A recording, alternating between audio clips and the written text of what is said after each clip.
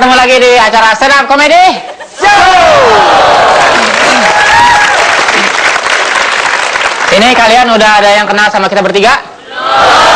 Ya udah, nggak apa-apa. Kalau kita kenalan, kita baik orangnya. Kita baik, kita kenalan dulu. Kita tuh dari luar Jakarta semua. Gua dari Bogor. Namanya Ridwan. Ini dari mana? Saya Topeng dari Surabaya, kota pahlawan. Ini dari mana? Dari mana? Gue paling jauh, Sigit, dari Bekasi. Paling jauh. Tapi karena dia yang paling jauh nih datangnya, gimana kalau kita suruh duluan aja? Jadi beri tepuk tangan buat Sigit. Exit. Assalamualaikum warahmatullahi wabarakatuh. Kemarin itu ada aplikasi chatting bikin iklan. Iklannya apa itu? Sequelnya film AADC. Ya, tahu ya? Tahu AADC nggak nih? Apa? Ada apa dengan? Cabe-cabean. Ada apa dengan cinta ya? Ada apa dengan cinta? Ya. Di film AADC itu ada satu adegan favorit gua. Adegannya itu waktu cinta nempelin jarinya ke bibirnya Rangga. Ingat ya? Tahu ya? Tahu ya? Ya. Rangga. Itu romantis. Kenapa? Cintanya anak SMA. Coba bayangin cintanya anak STM. Rangga.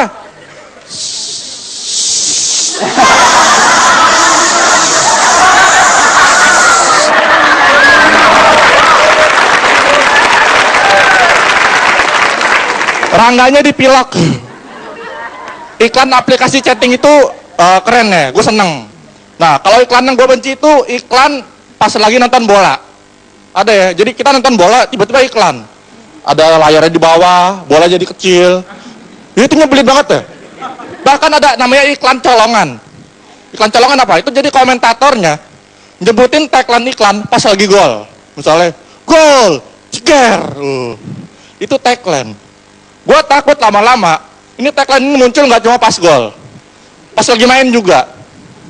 Kita lihat, Bung, Lionel Messi bermain dengan hebat sekali. Meskipun dia dihadang, ditackle, diputar, dijilat, dicelupin. Ikan biskuit. Kita lihat lagi, Bung. Lionel Messi berlari mengiring bola dengan cepat, yang lain semakin ketinggalan. Ikan motor. Terakhir, Lionel Messi menggiring bola, kutak-kutik, lewati 1, 2, 3, 4 main lawan, tembakan langsung, gol! Barcelona 2-0. Berapa kosong, Bung? 2. Berapa kosong, Bung? 2. Berapa kosong, Bung? 2.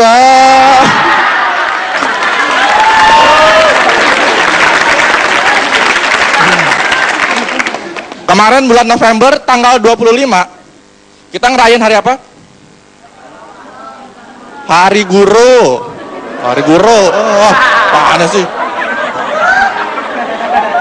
Tanggal 25 November itu kita ngerayain Hari Guru. Tapi sayangnya cuma dirayain doang. Kesejahteraannya nggak diperhatiin. Menurut gue tuh guru-guru di Indonesia itu kurang diperhatiin ya. Apalagi guru-guru yang honorer. Gue punya temen, itu guru honorer.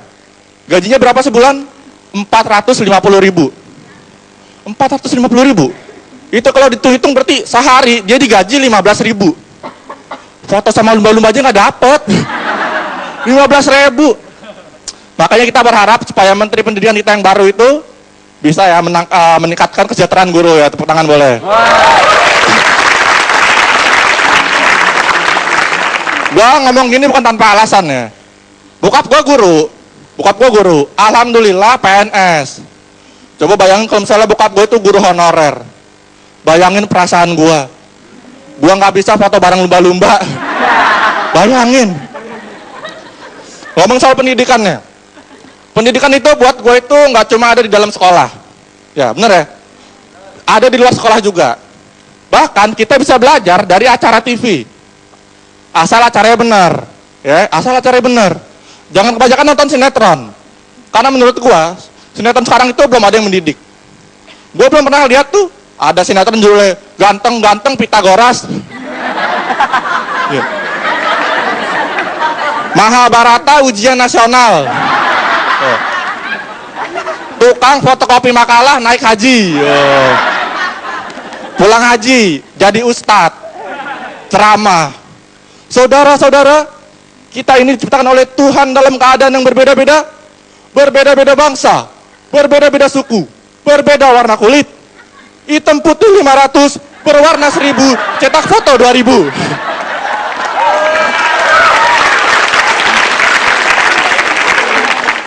Jadi artis itu enak ya. Apalagi kalau misalnya pas sekolah.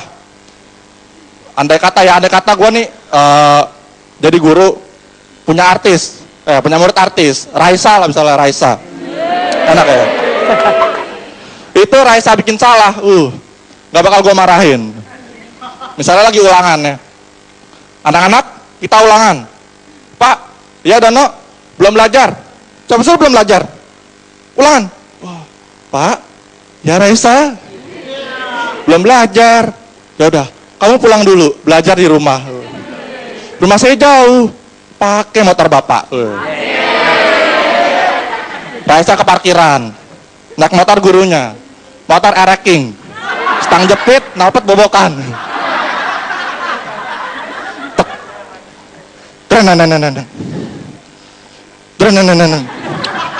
Gak nyala ya, bensinnya kali.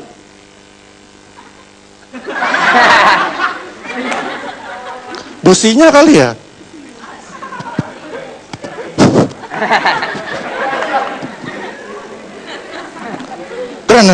Gak bisa.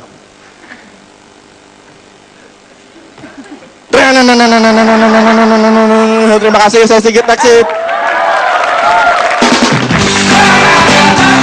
Saya dulu pernah kayak ospek itu disuruh, tugasnya tahu nggak? Suruh membawa rempeyek yang terinya begini.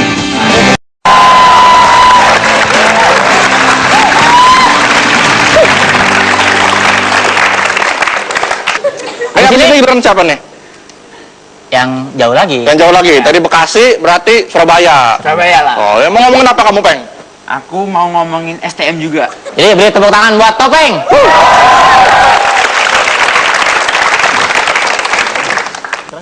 Assalamualaikum warahmatullahi wabarakatuh. Nih, kelihatannya sih penontonnya kan pada muda-muda. Saya juga pengen ngomongin sekolah gitu loh. Saya itu dulu sekolah memilih SMA. Bukan karena apa-apa. Menurut saya itu bukan berarti STM tuh nggak bagus, SEMIA tuh nggak bagus. SMA juga bagus. Tapi kenapa saya memilih SMA? Karena saya pengen memperjuangkan cinta saya gitu loh. Iya sih. Kalian bayangin nggak sih sekolah di STM berarti 3 tahun mengorbankan cinta, ya nggak sih? Kayak ini brewok, ini. Ya sih? Tapi menurut saya STM itu adalah yang apapun sholatnya, maupun subuh, duhur, asar, maghrib, isya, tahajud, apapun akan berasa sholat Jumat, benar nggak? Ya kan? Kayak yang imamin cowok, makmumnya cowok, wudhu pakai cowok. Tapi nggak enak, karena menurut saya di STM itu kita nggak bisa main namanya wudhu-wudhuan, tau nggak? Nah, kalau misalnya di SMA ya kan, wudhu-wudhuan tuh kayak misalnya ada cewek yang wudhu, set-set, terus ada cowok dari belakang terus nyenggol, batal, ya kan? Iya. Kalau di STM nggak bisa kayak, weh ada cowok wudhu nih.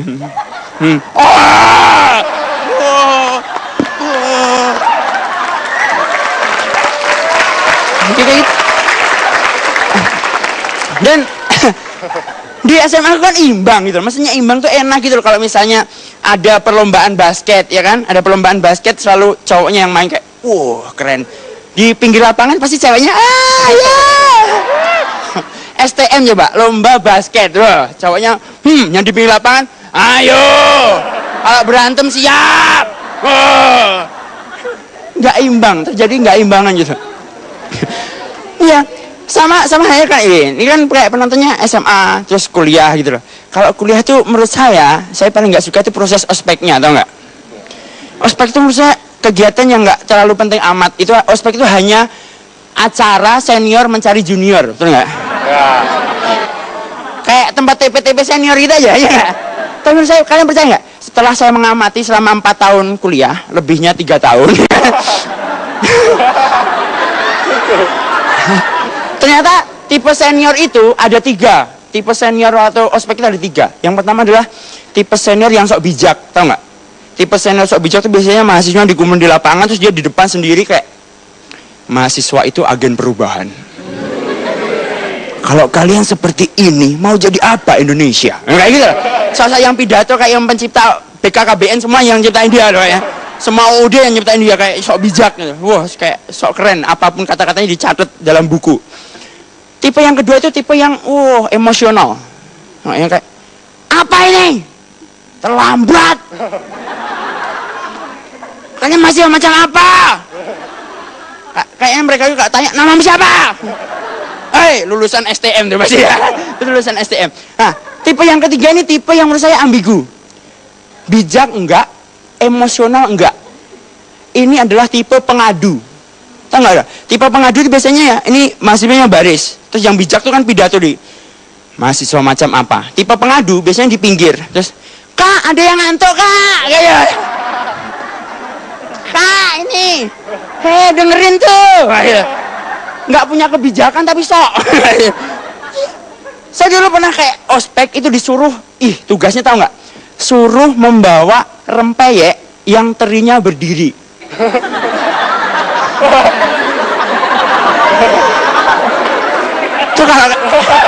Itu kalau saya nggak suruh bawa rempeyek yang terinya berdiri, gitu. Itu kalau nggak senior tak lah pokoknya itu ya. Banyak sih rempeyek yang terinya berdiri. Kalian tahu nggak sih bikin rempeyek itu susahnya apa ya? Rempeyek itu kayak minyak panas, ya kan? Terus tepungnya tuh harus di pinggir tuh. Salah sedikit minyak bisa lompat ke wajah loh itu. Itu terinya harus berdiri. Terus saya sudah survei warteg se-Indonesia, nggak ada yang bikin itu, nggak ada. Nah, kok berani-beraninya senior saya nyuruh.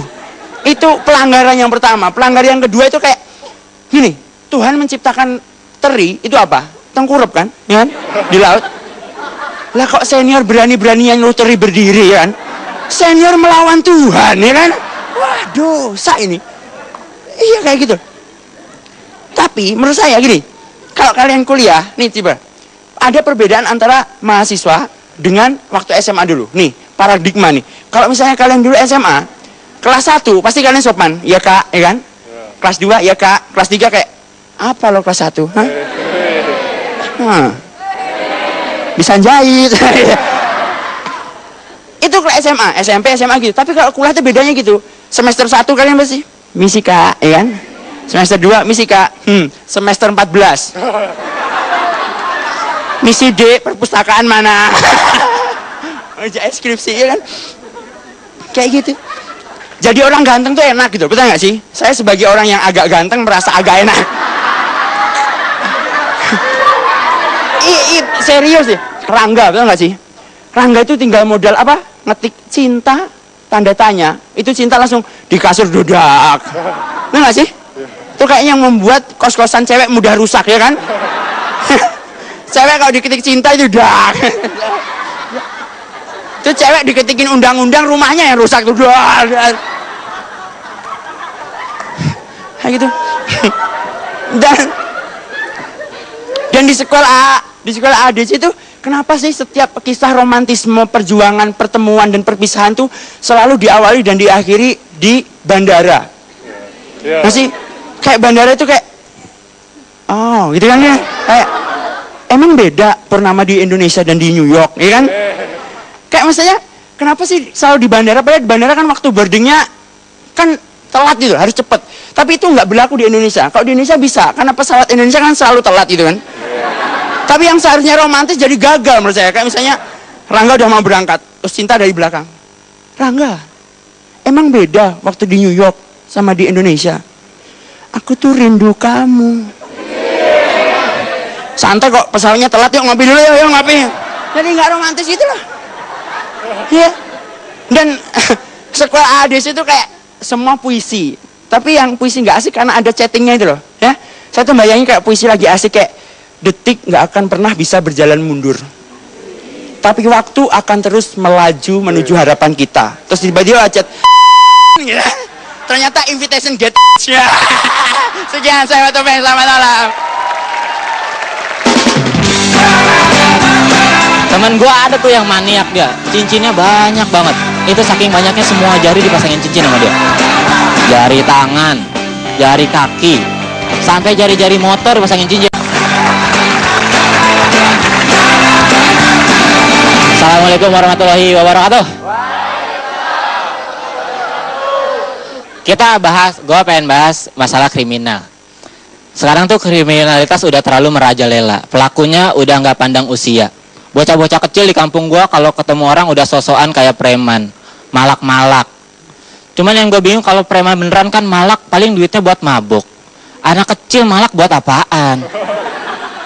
Pernah ada bocah gue tanya, lu malak buat apaan duitnya? Buat bapak om. Emang bapak lu kenapa? Lagi pengen mabuk om. Cuma sekarang emang sering gue lihat ada anak kecil yang sengaja dipekerjakan sama orang tuanya. Menurut gue ini kebangetan. Tugas orang tua kan nyari duit. Anak mah tugasnya main sama belajar. Kalau anaknya nyari duit, bapaknya ngapain? Main gundu. Kan kasihan anaknya kalau kayak gini. Dari pagi sampai sore anaknya nyari duit, bapaknya di rumah bengong aja di rumah nggak ngapa-ngapain. Pas anaknya pulang kerja, ngeliat bapaknya, ditanya, Pak kok nggak kemana-mana, di rumah aja, gundunya habis. Kok bisa habis? Kemarin kalah sama anaknya Pak RT. Kok bisa kalah? Ya habis curang, dia dibantuin bapaknya.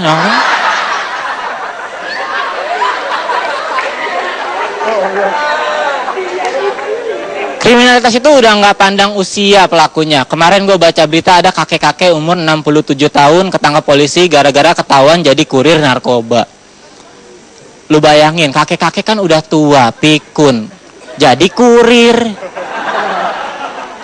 Pekerjaan kurir kan ribet, harus ngapalin alamat orang, ngapalin jalan. Kakek-kakek suruh gituan. Boro-boro ngapalin alamat orang lain, ngapalin cucu sendiri aja lupa. Itu gimana kalau pas kakek-kakek nganterin narkoba gitu di jalan dia nggak nyasar, lupa alamat, mau gimana? Masa nanya polisi?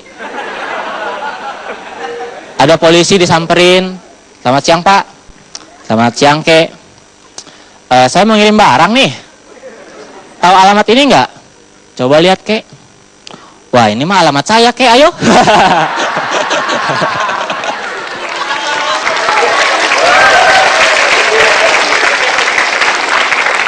Kriminalitas juga bahkan bisa terjadi di tempat ibadah. Gua pernah sholat di dekat masjid di masjid dekat rumah gua. Habis sholat hati gua bukannya tenang malah kesel. Karena sendal gua hilang. Pas gua lagi kesel gitu, situasinya tuh seakan-akan berubah kayak ada di sinetron religi. Jadi pas gua lagi kesel, tiba-tiba di kanan kiri gua tuh kayak ada bayangan gitu. Yang kiri bayangan jahat, yang kanan bayangan baik. Yang kiri bilang, udah Wan ambil aja sendal yang itu daripada lu pulang gak pakai sendal. Terus kata yang kanan, jangan Wan itu ngerugiin orang. Gak apa-apa rugi, kan lu juga habis dirugiin. Jadi impas. Jangan Wan itu dosa. Gak apa-apa dosa, kan lu habis sholat. Jadi impas. Akhirnya gue putusin buat ngambil sendal. Cuma pas gue mau ngambil yang kanan nanya lagi, lu yakin mau ngambil sendal ituan? Iya nih, jangan Wan, jangan sendal itu udah gue incer. Di sepatu aja noh. Tapi untungnya gue tinggal di kalangan orang-orang baik semua, nggak ada yang suka ngelakuin kriminal-kriminal. Teman-teman gue tuh sekarang samalah kayak anak muda pada umumnya, hobinya sekarang koleksi batu cincin. Lu koleksi ya? Lu mau jadi bahan koleksi lu.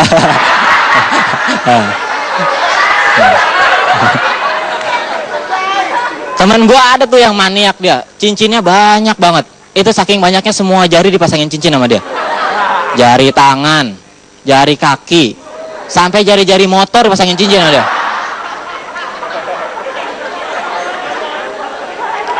Tapi itu anak mudanya. Kalau anak kecilnya di kampung gue sekarang lagi pada hobi main layangan.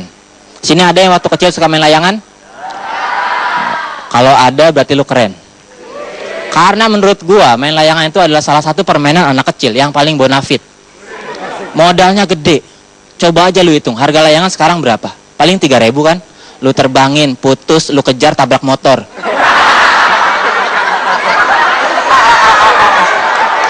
Operasinya 3 juta. Cuma kan yang paling seru dari main layangan emang itu, pas bagian ngejar layangan putusnya. Ada layangan putus, kita kejar. Biasanya kalau pas putus, yang ngejarnya berdua, pas dapat hasilnya dibagi 2. Ya kan? Lu layangannya, gue benangnya. Ya kan? Yang nggak enak kalau pas putus, yang ngejar bertiga. Lu layangannya, gue benangnya. Yang satu komplain, gue apanya Wan? Lu capeknya. Lagian ikut-ikut.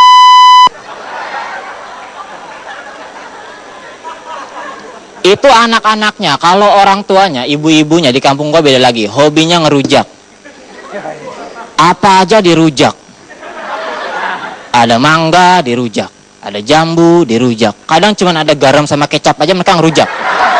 Jadi garam cocol kecap dirujak. Cuman yang gua nggak suka dari ibu-ibu di kampung gua, mereka tuh hobinya kalau udah ngumpul gosip. Setiap ngumpul pasti ngegosip. Gua aja pernah ketemu sama ibu-ibu lagi ngumpul di warung. Niatnya gue ke warung cuma buat beli rokok, diajakin gosip. Wan, sini dah. Apaan bu? Tahu nggak, Pak RT kan lagi pisah ranjang sama istrinya. Kok ibu tahu? Ya tahu lawan, orang semalam dia tidur sama ibu. Nama gue Ridwan, terima kasih.